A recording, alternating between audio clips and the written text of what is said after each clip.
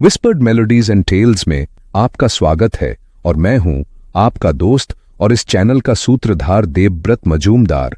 चलिए कहानी शुरू करते हैं। ये है बॉम्बे मेरी जान। अध्याय 10 चोरी या साजिश। दक्षेश भाई पटेल अपनी लाइब्रेरी के अंगीठी के पास बिछे गलीचे पर इधर उधर टहल रहे थे, जबकि उनके दोनों बच्चे मिस्टर भैरवनाथ मुखर्जी और सुजान के साथ उन्हें कुछ बेबस नजरों से देख रहे थे। ईश्वर का शुक्र है कि वो औरत चली गई। बूढ़े आदमी ने अपना हाथ माथे पर फिराया। मुझे नहीं पता कि मेरी बातों ने उसे संतुष्ट किया या नहीं। उम्मीद है कि हाँ, वरना 24 घंटे के अंदर ये बात पूरे इलाके में फैल जाएगी। प्रतीक भाई ने अपने पिता की ओर घूरते हुए पूछा, तो फिर वह सचमुच चला गया है? बिल्कुल चला गया है। कर्नल की आवाज में छुपी घबराहट को कोई भी गलत नहीं समझ सकता था। हवा में गायब हो गया। मैंने खुद रविवार शाम को उसे ढका था, ठीक उसके बाद जब तुमने कहा था कि वो फालतू इंसान प्रोफेसर पारिक आंगन में घूम रहा था, तब वह बिल्कुल सुरक्षित था। मैंने चाबियां वापस लाकर अपनी मेज में रख दी थी। सुजान, तुम और मैं, शायद हम ही एकमात्र लोग हैं जिन्हें पता था कि वो कहाँ रखी गई थी। सुजान का चेहरा दयनीय हो उठा और उसके मालिक ने उसे आश्वस्त किया, चिंता मत करो आदमी, मैं किसी पर आरोप नहीं लगा रहा। ये तो बेतुकी बात है। वो चीज गायब हो ही नहीं सकती। एक पल को कोई नहीं बोला। उस अचानक हुई चोरी ने सबको स्तब्ध कर दिया था। क्या मुझे पुलिस को बुलाने के लिए किसी को भेज देना चाहिए सर? या शायद आप चाहें तो मैं फोन कर दूं? यह सुझाव सुजान ने ही दिया। दक्षेश भाई प्रमोद भाई पटेल झिझके। नहीं सुजान, अभी नहीं। देखो, उन्होंने बाकी लोगों की ओर मुड़ते हुए कहा, ऐसी चोरी की बात को सार्वजनिक करना बहुत गंभीर परिणाम ला सकता है। वास्तव में हम चालीस के रक्षक हैं क्राउन के लिए। सुजान, मैं चाहता हूं कि चैपल को रोज की तरह ताले में बंद कर दिया जाए और कर्मचारियों को फिलहाल इस चोरी की कोई खबर न दी जाए। लेकिन हम करें तो करें क्या? प्रत्येक भाई ने घबराहट वाले स्वर में कहा, हम बैठकर इसका फिर से प्रकट होने का इंतजार तो नहीं कर सकते। उसके पिता ने उसे एक अलग नजर से देखा। शायद नहीं बेटे, उन्होंने कहा, लेकिन एक बात तो तुम सबके दिमाग में आई ही होगी, चैलिस बड़ा और भारी है और तब से कोई भी बाहरी व्यक्ति घर से नहीं निकला है जब से मैंने उसे ताला लगाकर बंद किया था। हमारे अलावा कोई भी इसके पास पहुंच ही नहीं सकता और हम सब इसे यहीं रखने को लेकर सबसे ज्यादा गंभीर हैं। अगर आपकी इस दलील को मान लें, प्रतीक भाई ने दो टूक कहा, तो वो गया ही नहीं, और अगर नहीं गया है तो है कहाँ? क्या आप चीफ कांस्टेबल को बुला सकते हो? वो तो कभी आपके दोस्त थे। उसके पिता फिर झिझके। बुला सकता हूँ जरूर, उन्होंने कहा, लेकिन वो कर ही क्या सकता है? बस हल्ला मचाएगा, सारे नौकरों से सवाल करेगा, शायद घर की तलाशी भी लेगा और बहुत हंगामा खड़ा कर देगा। नहीं, हमें खुद ही इसे ढूंढना होगा। उनके स्वर में जो निर्णायक दृढ़ता थी, वह बाकी सबके ध्यान से चूक नहीं सकती थी। मैं पुलिस को नहीं बुला रहा, उन्होंने कहा, कम से कम अभी तो नहीं। और मैं आप सबसे विशेष अनुरोध करता हूं कि इस चोरी का जिक्र किसी से ना करें। मुझे पूरा विश्वास है, उन्होंने आगे कहा, जबकि बाकियों ने हैरानी से उन्हें देखा, कि वह वस्तु अभी भी घर में ही है। अब मैं अकेला रहना चाहता हूँ। वे सब बाहर चले गए, सिवाय प्रतीक भाई के, जो थोड़ा ठहर गया, और जब दरवाजा पीछे बंद हो गया, वह अपने पिता के पास आया, जो अब अपनी मेज पर बैठ गए थे। सुनिए डैड, उसने कहा, अगर आपने किसी कारणवश कप को कहीं छुपाया है तो भगवान के लिए मुझे बता दो। मैं इस मामले को लेकर बहुत बेचैन हूँ और सच कहूँ तो मुझे यह जानने का पूरा हक है। हे भगवान बेटे, मूर्ख मत बनो। बूढ़े व्यक्ति की आवाज लगभग अपरिचित थी और उन्होंने जो चेहरा अपने बेटे की ओर उठाया वह धूसर और थका हुआ था। यह मेरे जीवन के सबसे गंभीर, सबसे भयावह अनुभवों में से एक है, उन्होंने ईमानदारी से कहा। और यह सब और भी ज्यादा गंभीर इसलिए है क्योंकि इस समय ऐसी स्थिति है कि मैं पुलिस को बुला ही नहीं सकता। उन्होंने बेटे की आंखों में आंखें डालकर कहा, तुम 1 हफ्ते में बालिग हो जाओगे। अगर आज तुम्हारा जन्मदिन होता तो शायद मेरे लिए समझना थोड़ा आसान होता। अगली सुबह मिस्टर भैरवनाथ मुखर्जी चौड़ी सीढ़ियों से नीचे उतरे, लाउंज हॉल से होते हुए धूप में बाहर आ गए। उन्हें खुश होने का कोई कारण नहीं था। अब तक सेंचुरी में उनका काम कोई खास सफलता नहीं लाया था। लेडी दमयंती बेन शाह की रहस्यमय मृत्यु उनके आने के 8 घंटे के भीतर हो गई थी और अब उनकी यात्रा का मुख्य उद्देश्य चैलिस लगभग उनकी नाक के नीचे से गायब हो चुका था। फिर भी वह बरामदे के किनारे बने सजावटी पत्थर के एक बेंच पर बैठ गए और मुस्कुराते हुए इस हंसती हुई दुनिया को देखता रहा। थोड़ी ही देर में जब उनकी कान उस आवाज को पकड़ पाए जिसका वह इंतजार कर रहा था, वह धीरे धीरे लापरवाही से ड्राइववे पर टहलने लगा।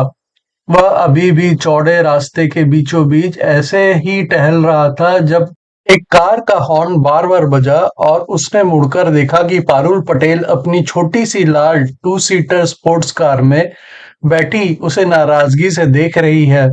उसे रुकना पड़ा था, वरना वह उसे कुचल देती। उसने अपनी ऐनकों के पीछे से मूर्खतापूर्ण मुस्कुराते हुए उसकी ओर देखा। कहाँ जा रही हो मेरी सुंदर लड़की? उसने कहा, क्या एक गरीब यात्री को थोड़ा सवारी दोगी? लड़की इस प्रस्ताव से बहुत खुश नहीं लगी।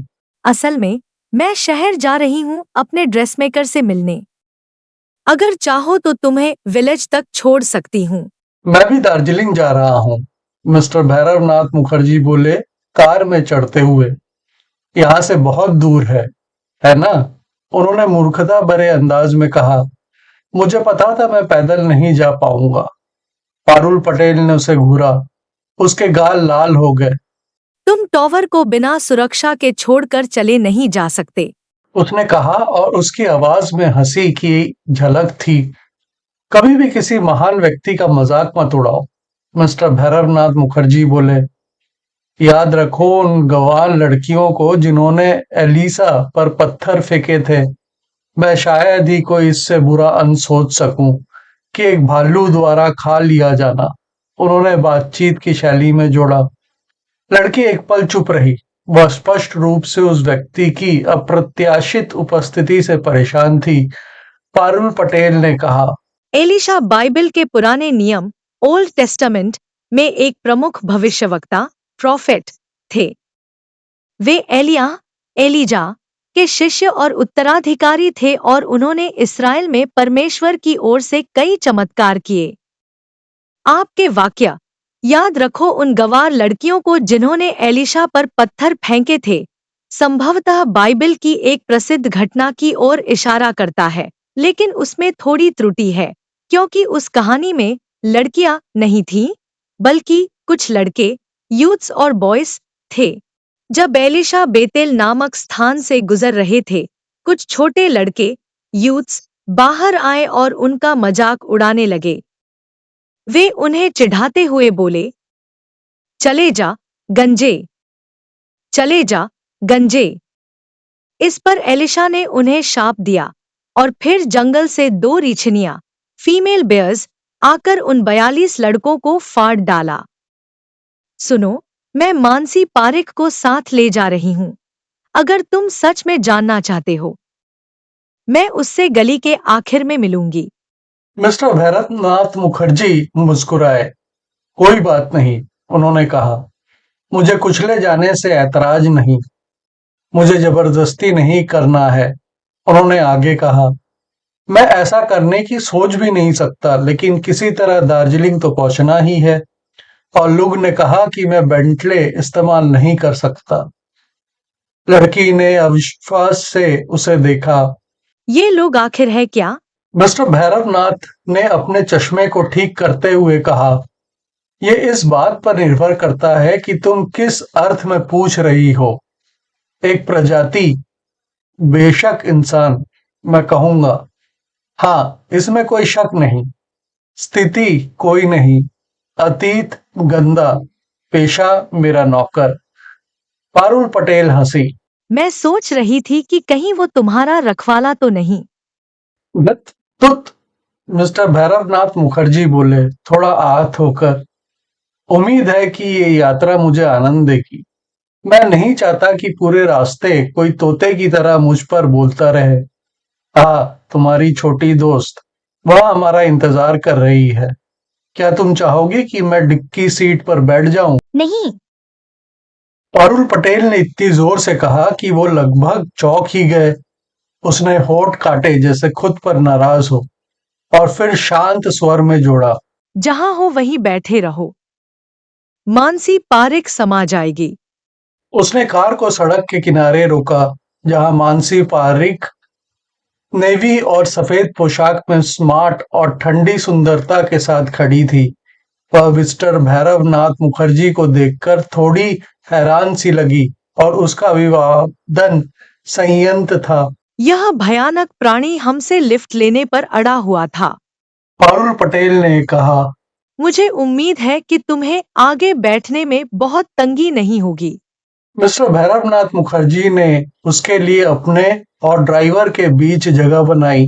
मैं उसे मना भी नहीं कर सकी। पारुल पटेल ने मानसी पारिक से क्षमा याचना के स्वर में कहा। हमें अब इसके साथ ही चलना होगा।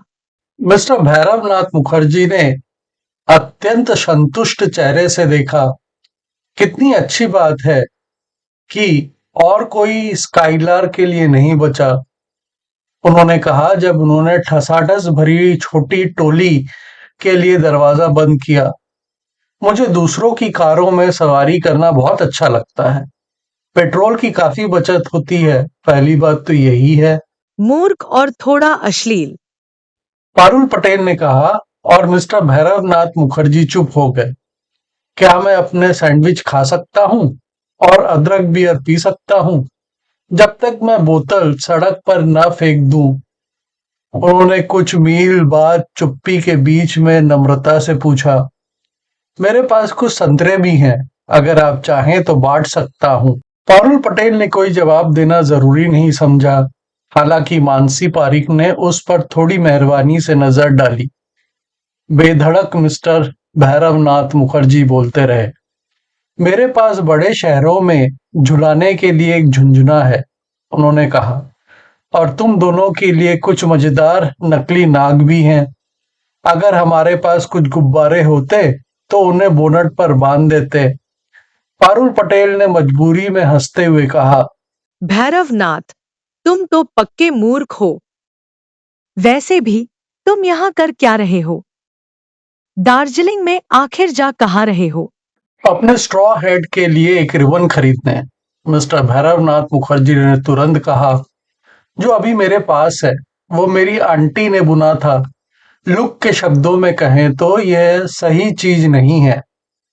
पारुल पटेल ने कार धीमी कर दी। तुम बस बदतमीजी कर रहे हो।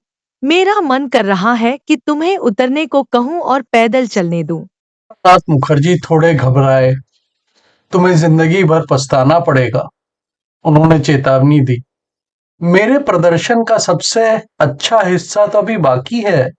इंतजार करो जब तक मैं कविता पाठ न कर लूं। इंतजार करो जब तक मैं क्लॉक डांस न कर लूं। इंतजार करो जब तक बादल छट जाएं। मुझे लगता है इसे उतार देना चाहिए। मानसी पारिक ने सपाट स्वर में कहा, हम बहुत दूर आ चुके हैं, इसे थोड़ा पैदल चलना अच्छा ही लगेगा। वे एक संकरी देसी गली में थे, जिससे होते हुए पारुल पटेल मुख्य कलिंपोंग मोटरवे की ओर जा रही थी। आसपास कोई मकान नहीं था और सड़क सुनसान थी। मुझे मत उतारो, मिस्टर भैरवनाथ मुखर्जी ने प्रार्थना की। मैं एक आदमी को जानता हूँ जिसने एक बहुत सभ्य आदमी को अपनी कार से उतार दिया, बिल्कुल तुम्हारी तरह, सिर्फ इसलिए कि उसे अचानक उससे चिढ़ हो गई थी। और जब वो घर पहुंचा तो देखा कि उसकी सूटकेस जो पीछे रखी थी गायब थी। सोचो अगर ऐसा तुम्हारे साथ हो, तुम अच्छा तो नहीं लगेगा ना, है ना? पारुल पटेल ने कार रोक दी, इंजन भी बंद कर दिया। दोनों लड़कियां गुस्से से लाल थी, लेकिन पारुल पटेल ने उस स्पष्ट रूप से अजीब स्थिति को संभालने की कोशिश की। कितनी बेवकूफी कर दी मैंने। तुम्हें उतरकर कार स्टार्ट करनी पड़ेगी। सेल्फ स्टार्टर काम नहीं कर रहा है। मिस्टर भैरवनाथ मुखर्जी आज्ञाकारी ढंग से उतरने लगे और इस दौरान उन्होंने सीट पर घुटने टेककर डिक्की से निकले हुए सूटकेस के एक सिरे को पकड़ लिया। उनका अगला कदम इतना तेज था कि दोनों लड़कियां समझ ही नहीं पाई कि क्या हो रहा है, जब तक कि वे उन्हें कार से बाहर सड़क पर सूटकेस हाथ में लिए खड़े देख नहीं पाई। वास्तव में पारुल पटेल ने तो पहले ही सेल्फ स्टार्टर पर पैर रख दिया था और कार चल पड़ी थी। तब तक उसे अपनी चीज खोने का एहसास नहीं हुआ। मिस्टर भैरवनाथ मुखर्जी ने सूटकेस को सड़क के किनारे रख दिया और उस पर बैठ गए। पारुल पटेल ने कार रोकी और वह और मानसी पारीक उतरकर उनकी ओर बढ़ी। पारुल पटेल गुस्से से सफेद पड़ गई थी और मानसी पारीक की भूरी आंखों में जो विरोध की चमक थी वह खतरनाक थी। मिस्टर भैरवनाथ मुखर्जी, कृपया उस सूटकेस को तुरंत वापस कार में रखिए। स्वाभाविक रूप से अब मैं आपको और आगे की सवारी नहीं दे सकती, और अगर आपने कभी दोबारा टॉवर में कदम रखने की जरूरत की तो आपको बाहर फेंकवा दूंगी। मिस्टर भैरवनाथ मुखर्जी दुखी दिखे, लेकिन अपनी जगह बैठे रहे। बेवकूफी मत करो, उन्होंने विनती की। तुम मुझे जबरदस्ती नाटकीय और थोड़ा मूर्ख बना रही हो। दोनों लड़कियां उन्हें एकटक देखती रही। वह एक रिवॉल्वर से खेल रहे थे जो उन्होंने अपनी हिप पॉकेट से निकाली थी। अब पारुल पटेल सचमुच डर गई थी। तुम कर क्या रहे हो? तुम इस तरह व्यवहार नहीं कर सकते। कोई और कार किसी भी पल यहां से आ सकती है। फिर तुम क्या करोगे? फिर तुम क्या करोगी? मिस्टर भैरवनाथ मुखर्जी ने उसी अंदाज में दोहराया। उन्होंने एक हाथ से सूटकेस के पैच खोले। मानसी पारीक से एक घुटी हुई चीख निकली। प्लीज प्लीज उसे मत छुओ। उसने फुसफुसाया। मिस्टर भैरवनाथ मुखर्जी ने सिर हिलाया। माफ करना, उन्होंने कहा। कर्तव्य तो कर्तव्य होता है मैडम। हेलो, क्या वो कोई कार है?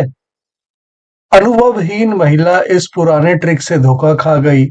वे उत्सुकता से मुड़ी और इस क्षणिक मौके का फायदा उठाकर भैरवनाथ मुखर्जी ने सूटकेस खोल दिया और उसमें से एक बड़े पैकेट को निकाला जो एक ट्रैवलिंग रग में हल्के से लिपटा हुआ था।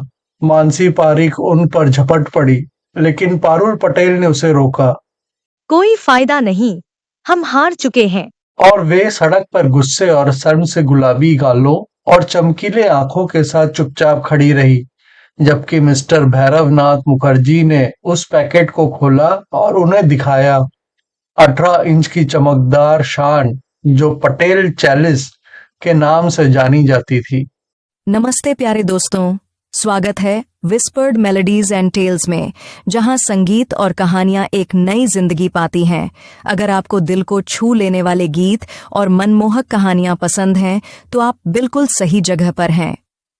तो जल्दी से सब्सक्राइब बटन दबाएं और बेल आइकन को टैप करें ताकि हर नया गाना और कहानी आप तक सबसे पहले पहुंचे। अगर आपको ये पसंद आया हो तो लाइक बटन दबाना ना भूलें। आपका एक लाइक हमारे लिए बहुत मायने रखता है और हमें और बेहतरीन कंटेंट बनाने के लिए प्रेरित करता है। आपके प्यार और सपोर्ट के लिए धन्यवाद। इसी तरह हमारे साथ बने रहें, सपने देखें, सुरों में खो जाएं और कहानियों की दुनिया में डूब जाएं। मिलते हैं अगले वीडियो में।